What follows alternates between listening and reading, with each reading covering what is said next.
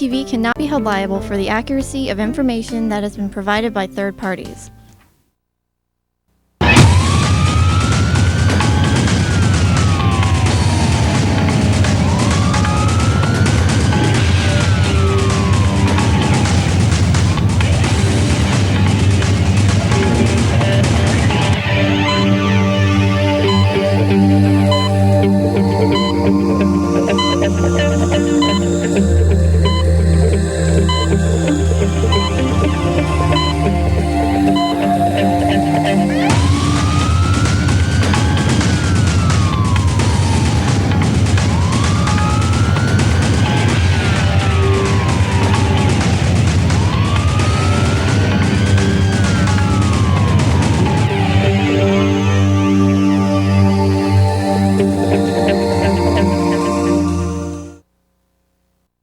Welcome to a special edition of Lifelines. I'm Larry Linehauser. Today, we're coming to you from Tampa, Florida.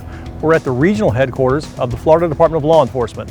Today, we're going to give you an inside look on what FDLE does, what their capabilities are, and how they're helping fight crime in Florida. So come with me. Let's take a look inside.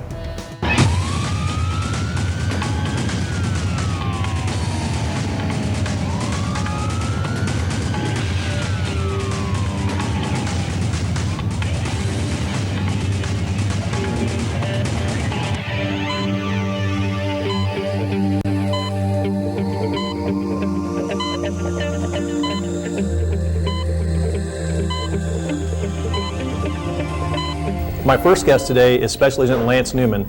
Special Agent Newman is in charge of the Tampa office of FDLE. Lance, welcome to the show. My pleasure.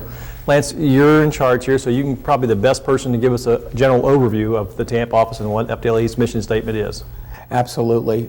Like you said, I'm the Special Agent in charge of FDLE here for the Tampa region. FDLE is a state agency, as you well know, and we have 7 regional operations centers throughout the state of Florida.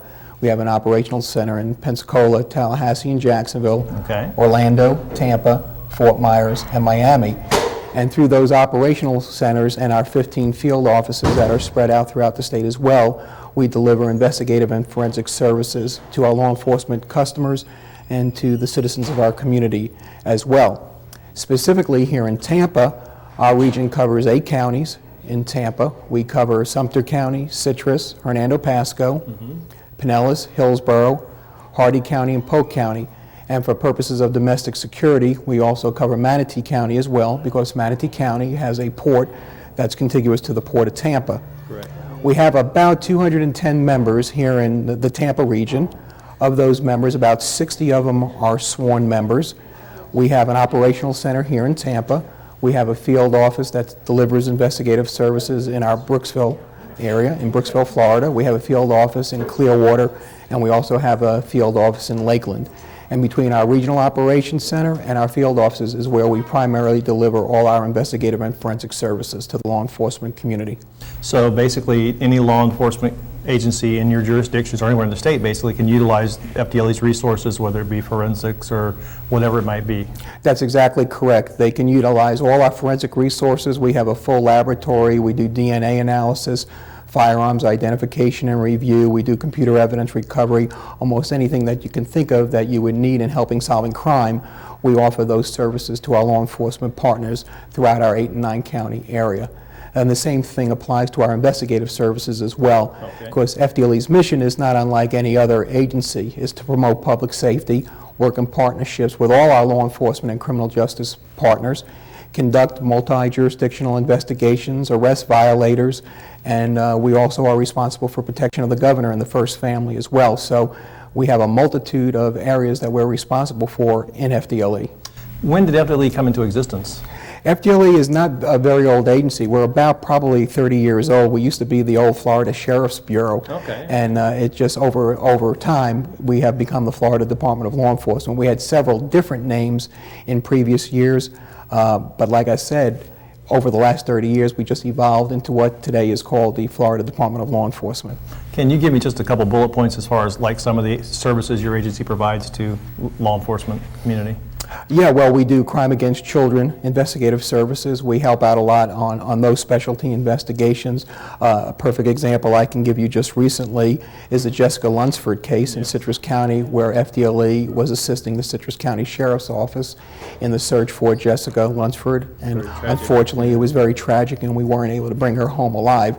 But nevertheless, we were able to offer investigative services in that case, as well as forensic services, as well as assistance to them. So at least we'll be able to tie in the perpetrator involved in that tragic and horrific event, and hopefully see them, get the death penalty down the road if convicted. I know one of the sites that I frequented a lot during that situation was your sexual predator web page there, where you can basically, if the community's not aware of it, they can go to your website and type in their zip code or an address or whatever and pull up anybody living in their area that's a registered sex offender. And I know that's a tremendous benefit for me. I do it once a month because I have a young son and I want to make sure that he's safe, basically. That's exactly correct. I'm glad you actually mentioned our website, because our website is a wealth of information for citizens.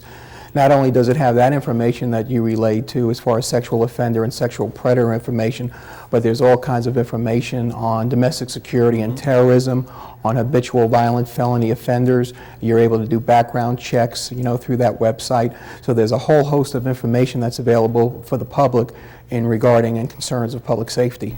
Okay. Well, you've been kind enough to give us an inside overview, and he's also going to allow us to go through some different areas of responsibility that FDLE has. We're going to go to several different divisions. We're going to look at some sexual predator elements, forensics, domestic security, and meth labs. We got a whole bunch of good stuff left, so stay tuned. We'll be right back. Thank you.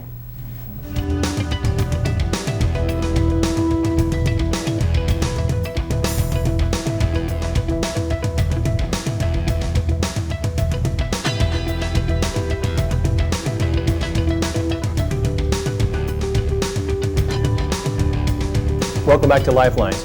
Joining me now is Billy Shumway. She is the Chief of Forensic Services here at FDLE. Welcome to the show. Thanks, Larry. Nice to be here. Great. Billy, you got a large responsibility, and your element's a very vital component for law enforcement agencies, I know. Can you give us an overview of your services? Yes, here in the Tampa laboratory, we're a regional laboratory that's part of the Florida Department of Law Enforcement. We provide services in biology, which is forensic DNA testing. Mostly there, we work violent crimes where we compare body fluids that are left behind at a crime scene to suspects. Drug chemistry, where we identify controlled substances that are picked up usually on suspects or in homes and brought in for us to identify what the controlled substance is. We have fiber analysis here in Tampa, where we are consolidated for the entire state.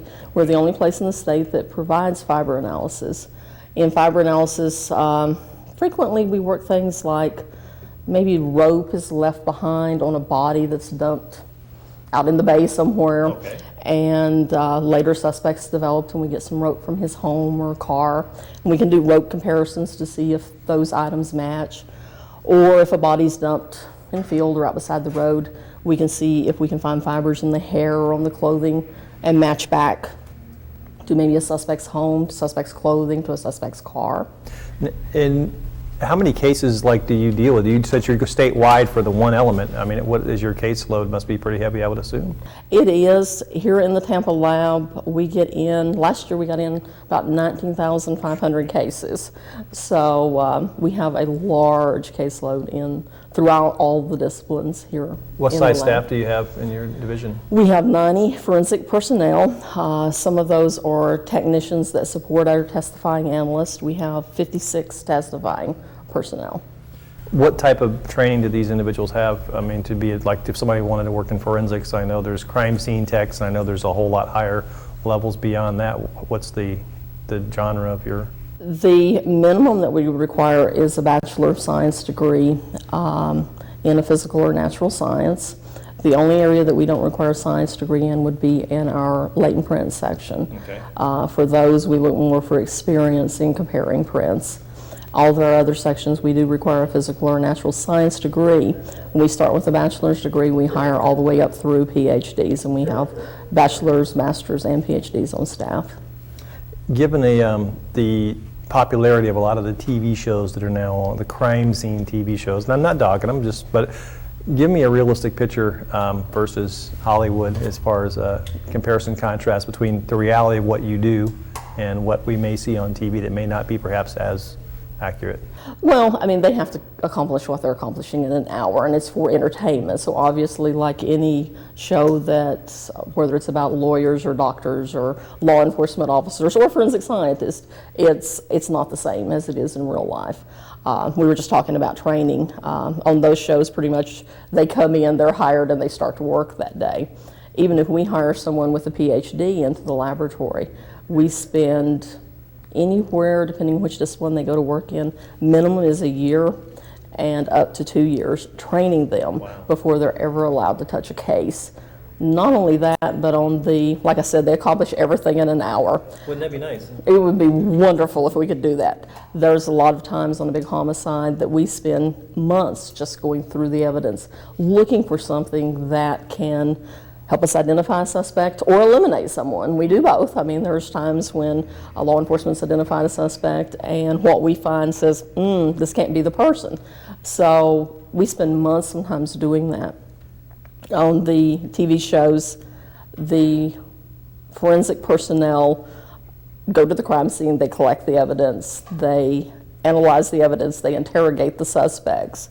In real life, as you know, each of those is done by a separate person. I mean, obviously the law enforcement officer is the one that has all the contact with the suspects. We as forensic personnel do not do any of that. We have separate crime scene personnel that go to the crime scene, or local law enforcement that actually collects the evidence and brings it to us. We don't, same people don't go to the crime scene and actually analyze the evidence, so that is very different. How do you get a good picture if you're not on scene? Because it's TV shows, the guy's going to the scene. How do you get a good picture, I mean, in terms of a mental picture or size up of the scene for yourselves as you're analyzing the evidence that doesn't influence perhaps your investigation? I mean, how do you sort of break it down? Sometimes it's difficult. Most of the time we do that by talking to the investigators. And sometimes we're not trying to totally get a picture of the crime scene so much as from their minds, because they're the ones that were at the crime scene. What do you see as being most likely able to link a suspect to this crime scene? Obviously blood that's on the door handle maybe going out, or that's, away from the body may be more important than the puddle of blood directly under the body, because that blood directly under the body most likely is going to be the deceased person that's there at the scene. So we look for that kind of information. Where was it collected from? What can we start with that is most likely going to be more valuable to the case than other pieces of evidence that maybe we can focus on later down the road? Can you touch just briefly on technology, how it's changed maybe since you came into the profession, and has technology outpaced our ability to, how is technology affecting the way you now investigate a case? Technology has changed tremendously. If you look at even just, don't go back that far and look at even just the last 10 years, technology has changed tremendously. Probably the largest area where we've had technology change is in the area of forensic DNA analysis. As you know, now it's so critical that it's rare to have a violent crime case that doesn't use some DNA technology. Over the past 10 years, we've gone through 3 totally different types of DNA technology in the field. It has enabled us to get a lot more information from a case. Now, if you go back 10 years ago, you needed a stain, say a blood stain at a scene. You needed a stain that was at least the size of a nickel and fairly fresh before you could get a DNA profile from it. Now we can take a candy bar that a suspect has taken a bite off and left at the scene. We can take a straw that the suspect has had a drink from, or hair root, a hair that has a root on it, a small piece of tissue under the fingernail. All of those now we can get complete DNA profiles. And that's the very positive impact of change technology. Another very positive impact is the addition of databases to the world of forensic science. AFIS was the first one, the automated fingerprint identification system, where there's fingerprints from individuals in the system, and you develop prints that have seen, you can enter them into the system and compare. Once upon a time, that was the only database available to forensics. Now we have a DNA database.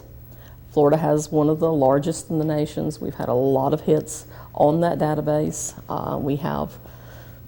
Now we run probably 30 hits statewide at least a month in that database. So you can bring in a sample to the crime laboratory, or maybe it is a straw the suspect drank from at the scene, and totally not have any suspects in the case. And we may call back at the end of the week and say, we have DNA that matches John Smith, and give you, DOC number and all that kind of information. That wasn't there a few years ago. It's got to be tremendously helpful. It is the same with firearms. There's NIBIN, which is a database. We use it primarily for cartridge cases. So law enforcement brings all guns that they pretty well seize in here. We test fire them, we enter images of the cartridge case into the database. Then when we get homicides in, we get drive-by shootings in, we take those cartridge cases, we image those, and we do a comparison to see if it matches any other crime that's happened in our area, or if it matches a gun that's been submitted. Amazing.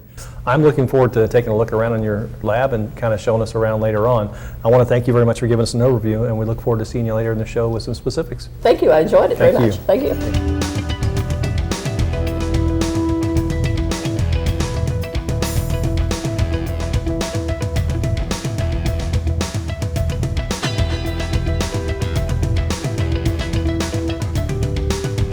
Joining me now is Special Agent Supervisor David Waller, in charge of the Narcotics Division of FDLE. David, welcome to the show. Thank you. David, can you give us an overview of your area of responsibilities here at FDLE in Tampa? At our office here, we have a drug squad that is responsible for narcotic violations through 8 counties in the Central Florida area. Okay. We work with a number of federal agencies, county agencies, and city police departments as we are combating the drug problem through these 8 counties. Okay, and I understand there are several elements inside your narcotics division. I wanted to touch a little bit on the meth lab stuff that's going on now, because I know it's picking up in terms of, I guess, unfortunately, in numbers in the state of Florida. Is that accurate? That's correct. The methamphetamine problem was previously centered in Polk County in the middle of the state, and as we've seen, it's grown throughout the other counties, into Manatee County, into Sarasota County, and surrounding counties as well. We have a number of task forces that are working through the area, through the Drug Enforcement Administration, that are working to combat this problem. We have training that we are working with for the law enforcement officers throughout the state of Florida, dealing with the entering clandestine laboratories, where they're educated on the safety features that they need to be aware of when they investigate and dismantle these labs. What other areas of narcotics do you address? We've been dealing with the cocaine problem. We have some other task force operations along those lines. Marijuana importation that's coming in and being grown in our area too. We're seeing a major increase in individuals that are growing marijuana throughout the Central Florida area. How many agents do you supervise here out of Tampa? Well, I really don't want to disclose okay. that out of the office, but we have a number of agents that are experienced law enforcement officers. Our focus is primarily on the larger upscale and the organizers of these drug trafficking organizations, to where we are focusing on, if you will, the big men that are involved with these organizations. Do you do any testing of any type here at the Tampa office in terms of lab work, or is it pretty much field operations? What we have with our agents that are out there working, when we have narcotics that are actually seized, we will do what we call field testing, which gives a presumptive analysis of the drugs which is used in the prosecution. Then it goes to our other side of the building for our crime lab, for the where the chemists actually provide us with the accurate information of the drugs. What is the trend in like the Southwest Florida area drug-wise? Obviously, clandestine meth labs are picking up, and cocaine's a problem. Is there any, elements that are? We're seeing an increase of ecstasy throughout our areas, MDMA, other drugs that we're starting to see, but methamphetamine is really coming on strong. In your Southwest Florida area, you're also seeing an increase in the marijuana grow houses, and law enforcement has been successful in locating and taking down a number of these. Do we see a lot of outside influences in this? Rather than just local guys making it out of their trailer, do we also have outside influences that are factors as well? We do. We have a number, the Central Florida area and your area of Florida too, we have a number of what we call migrant workers or seasonal workers that'll come in. Okay. They have previously been involved with some what we call Tex-Mex marijuana, bringing marijuana from Texas and Mexico into the area, and now they're just shifting the drug, and that's coming into methamphetamine. So we're seeing a lot of those organizations continue to now switching to the methamphetamine. Is that because it's relatively cheap and fairly accessible to get the materials needed to make it if they know what they're doing? It is. Some of these organizations they've been in business for many, many years, and the chemicals that are used to make methamphetamine are a little more readily available in Mexico, where they're able to make the hundreds and hundreds of pounds and bring it in.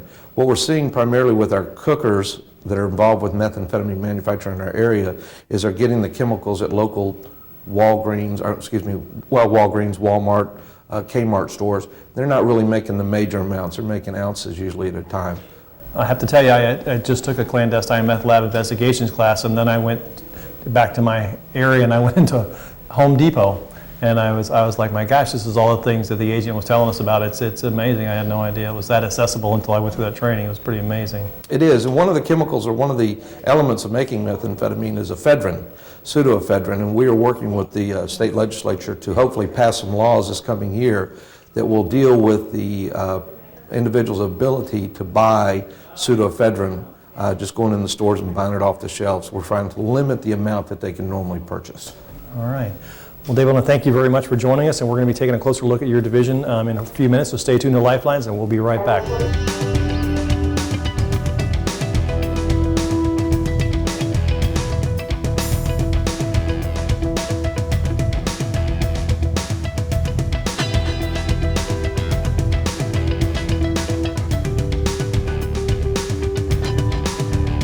Joining me now is Special Agent Al Dana. Al is in charge of Crimes Against Children and the CART team. Al, welcome to the show. Thank you. Can you give us an overview of your area of responsibility as well? I am the regional coordinator of the Crimes Against Children program for the Tampa region, which is the 8 counties surrounding the Tampa Bay area. And I investigate full-time any types of crimes against children, whether it's sexual abuse, child pornography, exploitation, physical abuse, those type of things. I know you can't talk about it, but in the recent light of the Jessica Lumsford case, he was quite busy. Without going into specifics, is it just seem like it's on the rise, or is it just happens to be our time in the bucket, so to speak? It's a situation that's been going on for years and years and years, and we finally, over the last, say, 20 years, we got this issue of child molestation and abductions out of the closet, and more agencies take it seriously. And there's a lot more education on it now, and the media picks up on it, and this situation's been going on quite a while. It just seems like Florida's had a disproportionate amount of cases in recent years, unfortunately, or it gets a lot of attention when it happens, maybe because we live here and we think it's more. Well, I have a philosophy on it. I don't know how accurate it is. My philosophy is wherever there's more people, mixed in with the good people are going to be, predators that seek out children, the bad guys, and then the other part of the philosophy is that you have people from all over the United States come here, so you're getting those type people from all over the United States heading for Florida. But it happens everywhere. I'm sure it does. You were in a program called CART, which that's the acronym. I'm going to let Al explain what it is. Can you talk about that? It's a new concept. It stands for Child Abduction Response Team. And the thought behind it is that the first 2 hours of an abduction, we're talking about your stereotype child abduction, where the stranger grabs the kid off the street, is so critical. And the statistics show that within the first hour, 44% of the children that are abducted by strangers are murdered within the first hour. And after 2 hours, it jumps up to 74%. And after 7 days, it jumps up to 99%. So the thought is, instead of, when something like this happens, if this organized, planned team of detectives, hopefully we recruit all-star detectives, been around for a while, could respond to an abduction within the first couple hours, and this team would show up, meet the sheriff, meet the chief, and go, here we are, we're an all-star team, what do you want us to do? We have an expertise of doing this and this and this, but whatever you want us to do. And then we have the resources at our fingertips too. When they go, what about bloodhounds? What about a helicopter? What about a diver? We have those resources right at our fingers. Now, on the response team, does each person have an individual discipline? Are they all investigative detectives, or how does it work? What it consists of is we went to all the law enforcement agencies within the Tampa Bay area, and we asked them if they were interested in assigning somebody to it. It's not a task force where they come to work every day. They do their regular jobs. And then something like Jessica or even Carly Bruce's situation occurs, then FDLE gets called, and then we get on the phone and we call everybody and say, hey, can you respond? So it's detectives from all the agencies. Not all the law enforcement agencies in the Tampa Bay has assigned somebody, but all the agencies, all their chiefs, has endorsed this situation. So. Okay. I'd like to talk, just quickly give me some, for the people at home, some sort of classic landmarks of a typical predator, if there is such a thing. I mean, I'm sure Yeah, there's a few things that kind of fit the profile, and there's no absolutes here, but typically the type of person that you might label a predator, and predator can be used as a term of, what their profile and their behavior, but it's also a legal term because we designate them as predators and offenders. But using the definition of the profile of a type of predator, and we'll talk about children in particular, is someone that has a sexual disorder. They're attracted to children. That's their primary sexual preference. And it's very compulsive, very impulsive behavior. We all heard that they can't be cured, and that's fact. They can't be cured. They're always going to have this desire. And what happens is they go out and they look for children, and they prey on them. That's why they're called predators. And they head for the places that most children hang out, whether it's a bus stop or it's a playground. Some of the real smart predators, they don't snatch the children off the street. They work as volunteers, they get jobs with children, and they have a lot of charisma, a lot of personality, and everybody starts trusting them. Not only the kids trust them, but the parents trust them, and their coworkers trust them. And then they slowly take their time. They're very patient people, and they seduce these children where when it finally comes to touching them, they keep quiet. They don't tell anybody. Delineate between, for me, predator and someone who simply has a misguided affection towards a child. I mean, I think of a predator more of, it's exactly that, a predator. But then I've heard the story, well, there's some people that just have an affinity for children. It's not in so much sexual in nature as it's just a misguided love. How do you delineate between a predator and somebody that's still screwed up, so to speak? But it's kind of tough to do that. I mean, unfortunately, that the ones that are real predators that are motivated by sex, motivated by taking advantage of children for sexual purposes, unfortunately, on the surface, they look like the greatest type of adult you'd want hanging around your kids because they relate to children, the children love them, they think they're cool, and they're, they got a lot of charisma, a lot of personality, and unfortunately, they're the kind of people that end up being alone with your child because you trust them. Sure. And then you got someone that really cares and are dedicated to the well-being of children, and they're doing the same thing other than the motivation behind the sex, and they disguise themselves. The bad guys disguise themselves with the good guys. it seems like the kids gravitate towards these people because they're so charismatic in their behavior. The kids are naturally drawn to them. If I'm a parent, I don't know if you are, but if you're a parent, what would you say to a parent? It's like, I mean, how can you, obviously the red flags are going to go up with obvious stuff, but like what you're saying, I mean, my son may be hanging around with somebody I think is a great guy and may not know it. I mean, is there anything that you would say, gee, here's one red flag you may want to? It's tough to say because you don't want to, accuse somebody of doing something that they're doing, but there's a couple things that I think would be important. If there's an adult that's really, really paying a lot of attention to your child, and this adult kind of fits the profile, and again, there's no absolutes. Maybe this is a single guy who lives alone, never been married, no children, but this guy is obsessed with being around your child or other children, and they kind of go, almost too good to be true kind of person. You hear the saying, if it's too good to be true, it probably is. And all of a sudden your kid's coming home with gifts and, that kind of thing. And I mean, I'd rather be safe than sorry. I'm not going to go around and accuse this guy, but, I just question the motivation behind it. But the bad part about it is there's a lot of people that care about working with children and being softball coaches and baseball coaches that have no intentions of doing anything else. But if you really look a little deeper, they got kids, they got grandchildren, they've been married, they have their own kid on the team, and you can sit back and feel a little safer. And I think that's probably one of the, maybe as kids age, it's different because when my son was young, there was a lot of coaches, he coached his baseball, that were young single guys or just recently married. But it's for me as a parent, the red flag would be somebody who's been single their entire life is a big red flag to me, just as gut intuition. I mean, it's like, why? I mean, not that there couldn't be, but it just would certainly. It's a red flag, but it doesn't mean that every single young guy. That's the thing. And you just got to be careful.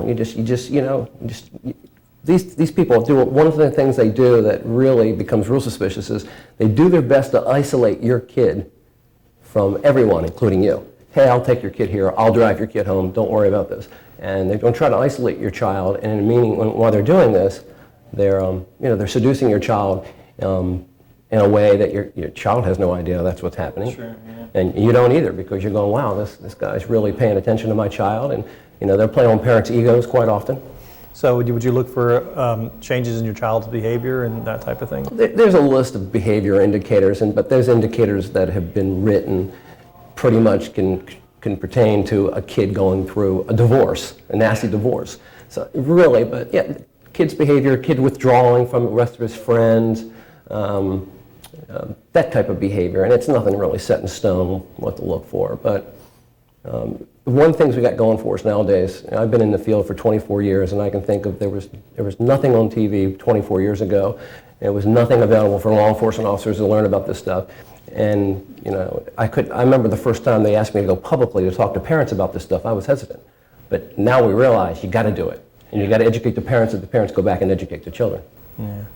Where do you see intervention in the future? I mean, do you see it improving? I mean, is there anything we can do? Because I mean, it's such a subtle, sort of devious, transition into the child being drawn to this individual. Is there anything from a law enforcement perspective that you guys can see intervening on? Well, more and more of the schools are being targeted with educational programs, and I'm thinking of the Jessica case, even though Jessica had listened to this program called Child Lures. That's what I've heard. And it's a program that's being used nationwide. There's other programs too. I just thought of that one because that was a program that Citrus County Sheriff's Department uses up there for their program. And a lot of the children that I interviewed in reference to Jessica said, I went to that program, Child Lures, I know not to do this. So, in the past, parents and the school system, and even the police, hesitated going to elementary school levels and talking about there's nasty things like child molesters. But the reality is, you got to hit that level at an early age. You don't want to scare them to death. You got to hit it at an early age, so these children know and are educated. If you just keep it in the closet, they're not going to know better. Because she had, in fact, hadn't gone through that class, right? Now, as far as along those lines, you have the prevention programs and awareness programs, but there seems to be, and I don't know whether the guy, I remember there was a couple of abduction attempts in Hillsborough County schools shortly after Jessica's case was, discovered. Was that copycat? Did they build up to that, or is that is it something that they gradually get braver and braver and do more and more bold things, or was this just a whack? It's a good question, and the answer is nobody really knows. One of the thoughts is that these people, the people that are predators, they're so obsessed with this. They pay attention to other children being abducted. They pay attention to all those things. Could have been a copycat, possibly. A lot of sex offenders do progress in their activities. They start out by just doing things alone, and then they work their way to get a little braver, and they get a little braver, and before you know it, from just approaching a child saying hello, next thing you know, they're exposing themselves, and next thing you know, they're grabbing a kid. So some do progress. Not all sex offenders do that. And we also have had situations, in all honesty, that this situation, we'll use Jessica, we'll use Carly Brochet, it got so much publicity, so it was on TV every night, and parents were panicking, parents were sitting down with their kids going, if anybody walks up to you, you need to do this, and do this, and do this. And a lot of times, we've had some false reports on abductions. It really didn't happen because of the publicity on such a thing. But Al, I want to touch a little bit about prevention, the different types of prevention versus the guys we talked about, like the baseball coach versus somebody like the Carly Brochet or Jessica Lumsford. Can you touch on that? Typically, for the years and years, and even maybe when we were children, our parents said, don't approach strangers. So you still got to go with the, don't approach strangers, especially in cars, and the typical stuff which we look at as common sense, but you still need to tell your kids. But one of the other things I think, if I had to name one preventive technique when it comes to your child being abducted, if I only had one answer, my number one answer would be safety in numbers. The children that are being abducted on the streets are normally alone. They're not going to grab a kid that's with a friend, and the more the merrier. So you throw a bunch of kids in, they're going to be reluctant. They might be a little braver if it's two, but normally they look for the isolated child. So even though your kid goes, Dad, I want to go to the grocery, I want to go to the 7-Eleven, buy something, and it's only up the corner, and you're tempted to be, you want to be a cool dad, you want to be understanding, you don't want your kid complaining about, God, I can't even walk to the 7-Eleven. As much as you don't want to do it, you got to say, not by yourself. That's a good point, because I'll reference the Tampa case where the guy tried to come on the school grounds, and one other friend held on to the friend while the guy was trying to yank her into the car. So it truly backs up what you're saying, is strength in numbers as far as that goes. Yeah. I mean, there's no absolutes there in prevention, but from the predators I've talked to, if they're driving around and they're in that mode to abduct someone, they're going to look for the kid alone versus two kids. Let me ask you a question about that. Even if the kid's alone, does the size of the kid have anything to do with it? Will they be less likely to try to abduct a bigger kid for their age, or does it really matter if they're that whacked out? I guess it depends on the suspect himself, but I'm sure that the size would probably have something to do with it. Pretty much like any criminal sizing up their victim. Yeah, they're going to take that in consideration. And some of them, they have their own little expertise too. They can eye up a child and go, is that the kind of kid that's going to fight with me, scream? And that's my other preventive thing is you got to teach your child that there's people out there that do these things. As much as you don't want to muddy the world, the reality is you got to tell your kids there's people out there that does this thing, and if they ever do, you better kick, scream, shout, whatever, and get attention. Attention the biggest thing. As you looked at the Carly Brewster situation, she didn't. And unfortunately with Jessica, she didn't either. So getting attention, somebody sees it. And there's been some cases that, somebody had stepped in, another adult stepped in and prevented an abduction based on the kid screaming and really getting attention. I think most adults would if they heard a kid screaming. Just, anybody that's a parent or anybody is just going to go, oh my God, what's going on? But what happens is, you bring your kid up and you teach your kid to be mannerly and to do what grown-ups say to do. And when a grown-up comes up and says, "You're coming with me," keep quiet. A lot of kids will just do compliant because that's what they've been taught to do. It's a double-edged sword. Yep. Let me touch a bit because this has really become quite a phenomenon in recent years, especially the World Wide Web and predators online. And what can we do to protect our kids from that?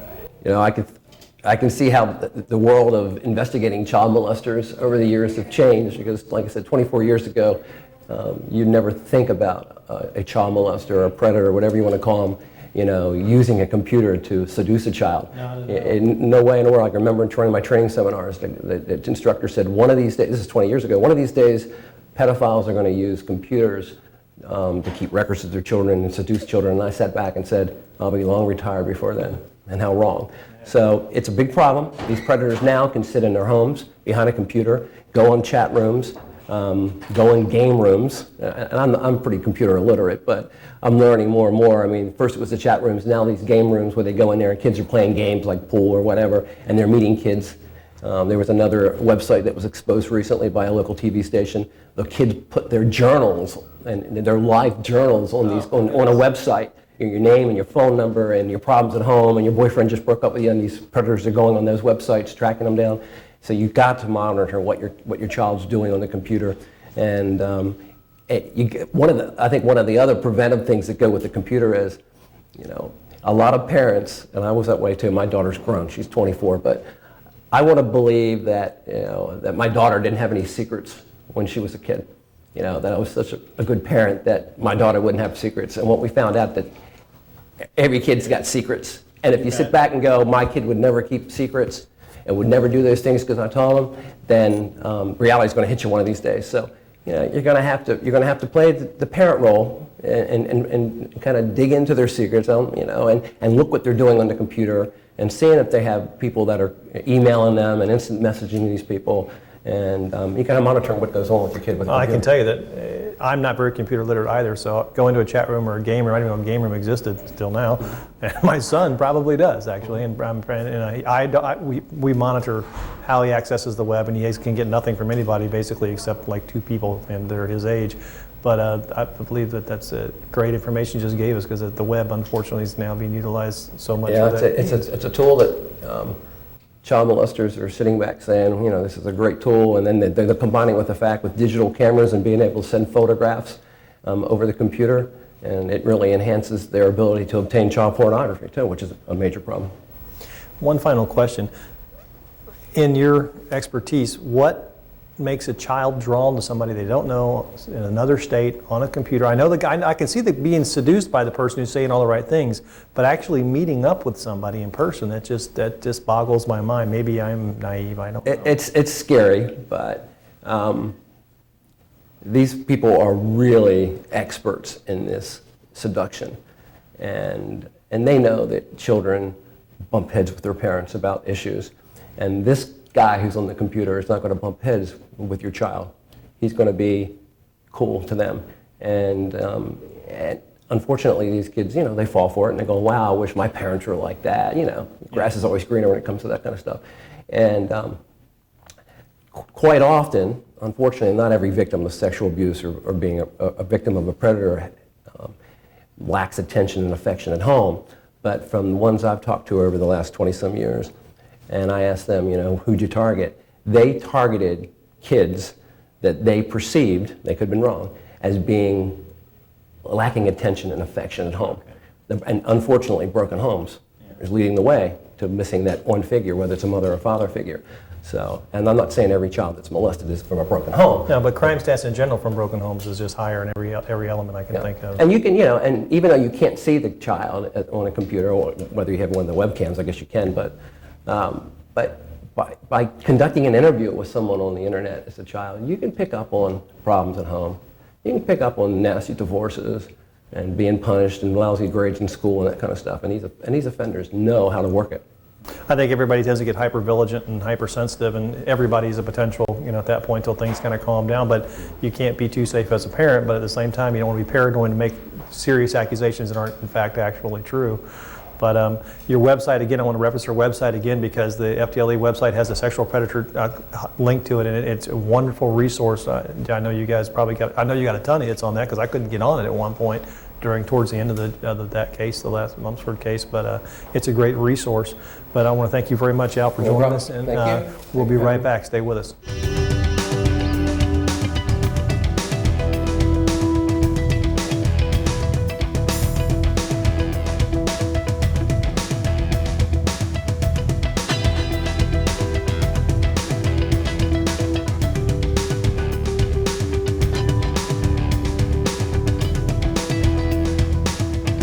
Joining me now is Special Agent Supervisor Ray Velboom. Ray is in charge of the Violent Crimes Division of FDLE here in Tampa. Ray, welcome to the show. Welcome, glad to be here. Ray, I'm going to ask you the same question I've asked everybody so far. Can you give me an overview of your area of responsibility? Yeah, in my group, we handle violent crime investigations, which includes crimes against children, sex offenders, sex predators, homicide investigations, robbery investigations, anything that's got some kind of a violence to it. We also have a polygraph examiner that works with us, and we also handle a protection for the governor and other dignitaries when they come to the Tampa Bay area. So we have a diverse kind of group that we handle many different things. How many personnel do you supervise? 12. All right. We had talked earlier with Aldana. We were talking about the child sex offender, and I know you supervise it. Can you touch a little bit on the Amber Alert system? I think there's some confusion even in the media, but I know locally with the people as far as what that is, how it's used. Yeah, the Amber plan is a plan that came into being several years ago, and it was named after a little girl from Texas, Amber Hagerman, that was murdered. And what it is, it's a plan where we try to get rapid information out to the media and the general public about child abductions. Okay. Now, through that, we use the emergency broadcast systems that you see during hurricane season, thunderstorms, where they put a roller across the bottom of your television. And we're able to use that. So to do that, it's got to be a strict criteria. We want it to be when somebody sees an Amber Alert, we want them to know that's really important. And we don't want to use the old saying, we're crying wolf, that we're doing it all the time. So we want to use it for just the specific cases where there's an abduction. There's 5 criteria that we've set up with law enforcement before we can have an Amber Alert. And that's one, the child has to be under 18. Okay. There has to be a clear case of an abduction. The child's life has to be in danger. The local law enforcement agency has to approve or recommend that we do this Amber Alert. And number 5, there's got to be some kind of a description of a perpetrator or a vehicle, something that we can get out to the public. Because in addition just to the emergency broadcast system, it goes out over highway signs all over the state. If you're driving down the interstate, you'll see a sign that says, some kind of traffic thing. Well, now they'll say Amber Alert. And we want to put up a description of a car, a tag number, so the general public can see it. It goes out to all the media. And we've seen in recent days how much media play that gets. So it goes to the media. Also goes to the Department of Lottery, where you go buy your lottery tickets. They're going to have a flyer in there. It's going to be printed in there. And we're doing all these different programs that try to get the media, everything saturated. So it's a multi-layered system. So you may see the sign, and you're going so fast you don't understand, but you can turn on your radio and you're going to hear something about it. So yeah, I think part of the confusion came in even back to the Carly Bruscia case. I'll reference that, and Jessica Lunsford, because initially they weren't sure if it was an abduction because nobody knew exactly what had happened, and you can't activate the Amber Alert Right. unless you On know. the that Brisha case, we did not know until they looked at that videotape. Exactly. You know, and then on the Lunsford case was the same thing. We did not know until, you know, down the road, and we got enough publicity out of it. So you're trying to reserve it for just those instances that it is an abduction. And the way it works is local law enforcement will respond to a call, and they'll have a missing child, and they call our Missing Children's Information Clearinghouse in Tallahassee. And they set up a conference call where myself or another supervisor from the office is on the phone with that officer on the scene and with the folks in Tallahassee, and we discuss the case, and we decide if it meets it, and then we activate it.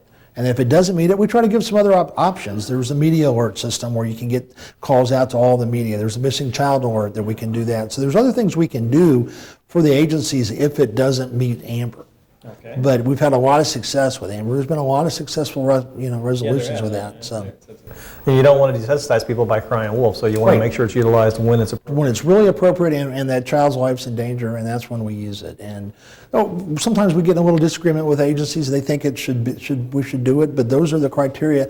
And the broadcasters have set that as a criteria, and we have to stay within that. So, but we try to give everybody another way they can do it if it doesn't fit the Amber Alert. Okay, let's shift gears for a second, because I know especially the time of the, excuse me, the time of the shooting, we have a bank robber still at large who's been around for quite a lengthy time. Would you like to? Yeah, discuss? FDLE has been assisting agencies in the Tampa Bay area with a bank robber. The agencies came to us about 2 years ago. They've been plagued by a guy that's hitting banks from Gainesville to Sarasota over to Polk County. He started in December of 2000. And as of today, he's hit 37 banks in eight counties across the state of Florida. And he is dubbed the? We call him the Band-Aid Bandit, and sometimes he's called the Beer Belly Bandit. He's a little robust, and Band-Aid because he wears a Band-Aid on his cheek. Sometimes that's done as a distraction device. Sometimes he's covering up something, but that's why we dub him that. Now, sometimes he's had an accomplice. We've seen one person with him. Sometimes we've seen two with him on one occasion. So he's hit banks in Alachua, Marion, Citrus, Hernando, Pinellas, Hillsborough, Polk, and Sarasota counties. Okay. He's not hit Manatee County. No, sir, he has not hit Manatee. That's a good thing. That's one of our Manatee, and he hasn't hit Pasco County. Okay. Another area I didn't realize you guys did was the dignitary protection for the governor. Can you expound on that a little bit? Yeah, a little bit. We don't give a lot of details about that because we try to keep that somewhat confidential. But FDLE is charged with protection of Governor Bush and his family, and we have a group in Tallahassee that are with him all the time. And when he comes locally, our office will come out and assist them because we know the community, we know where he's going, the roads. We do the driving, we do the advance, and we also do dignitary protection on other people, other cabinet members if needed, and we assist with the president when he comes in and do a lot of that. Okay. Talk to me about your homicide division and what elements you guys are focused on. Yeah, our homicides that we do are multi-jurisdictional. A lot of those agencies that don't have the expertise to do it, small agencies that need help, and we do those. We also do a lot of officer-involved shooting investigations for the Highway Patrol and other agencies. If an agency has to use deadly force, they like to have an independent agency come in and review that, and we do a lot of those. We do them all for all the state agencies, some of the federal agencies, where we come in and do that investigation and then present it to a prosecutor. Well, I appreciate it very much, and we look forward to going up and shooting some film up there with you and discuss some more. Great. Thank you so much. Thank you. We'll be right back.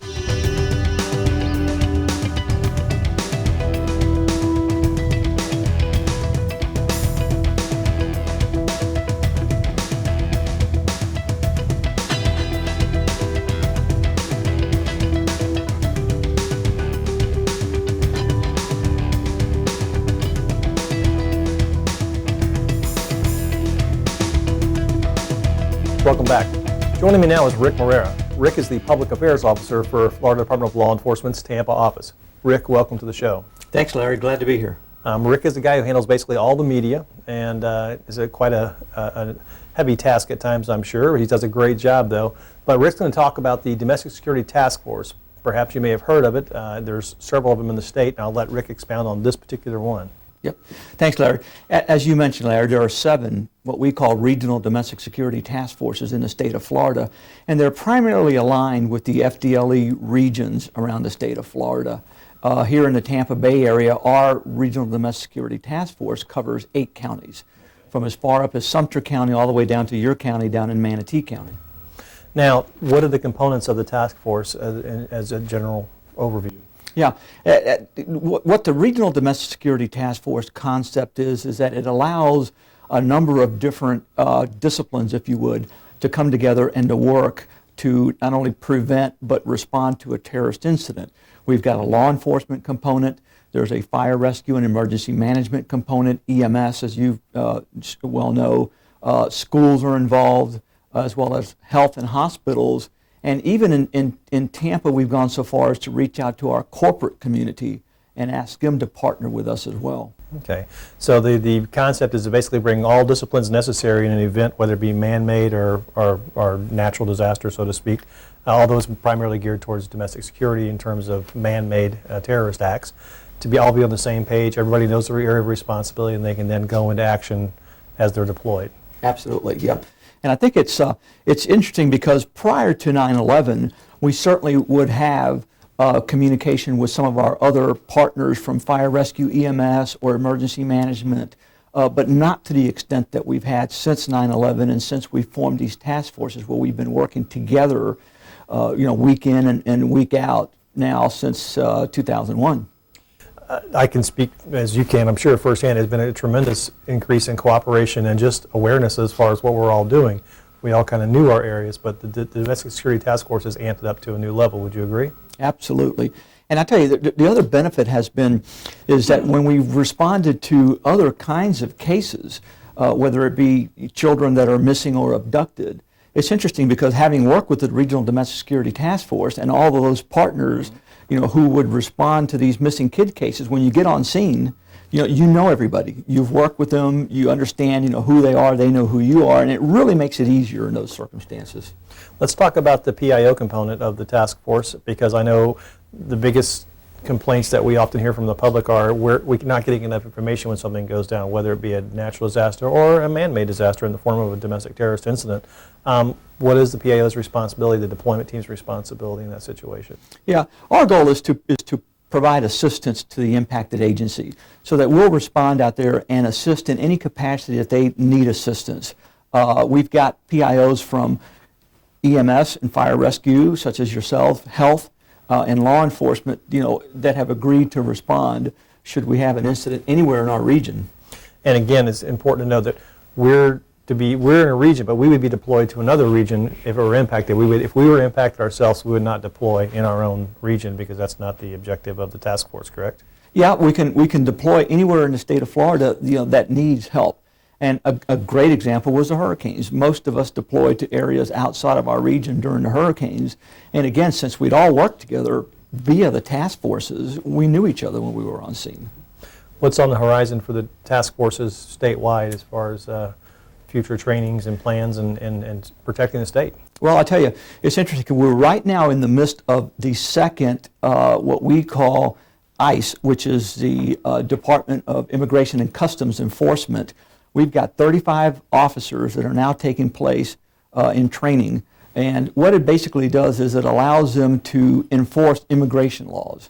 Okay. There's been a real area of immigration laws that we really didn't have a good understanding of going into this concept.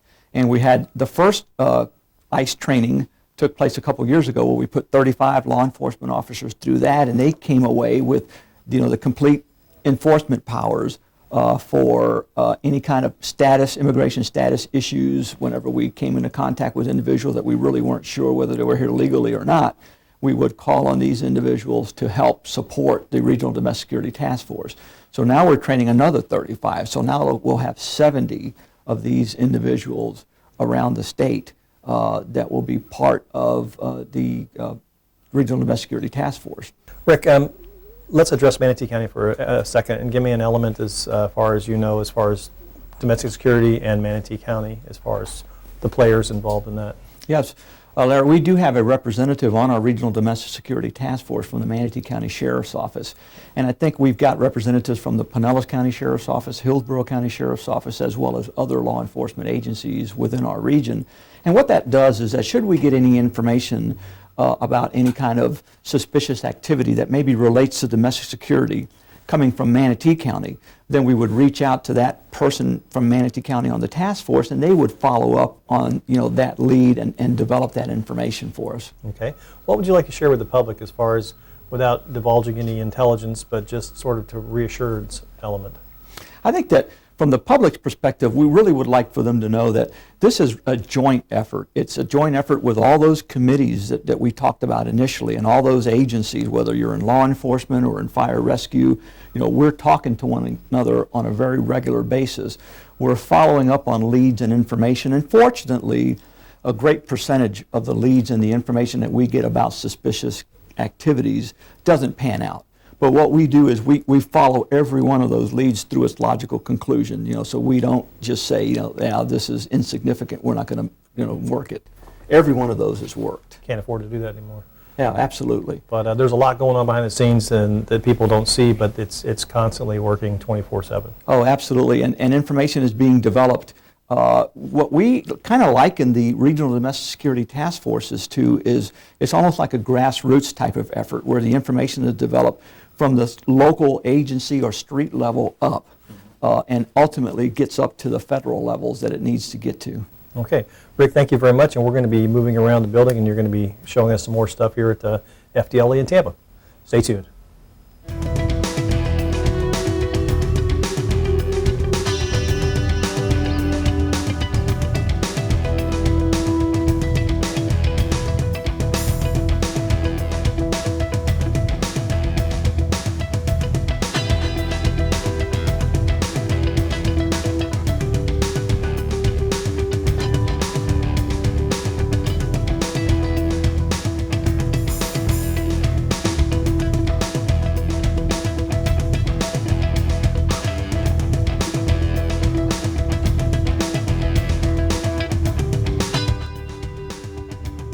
Well, we hope you've enjoyed this special edition of Lifelines. I want to thank all the special agents from FDLE here in Tampa for being kind enough to let us into their world. And I want to give special thanks to Public Affairs Officer Rick Morera. Without his help, this couldn't have been made. So again, thanks to everyone, and remember, safety is your lifeline. Join us next time on Lifelines. Take care.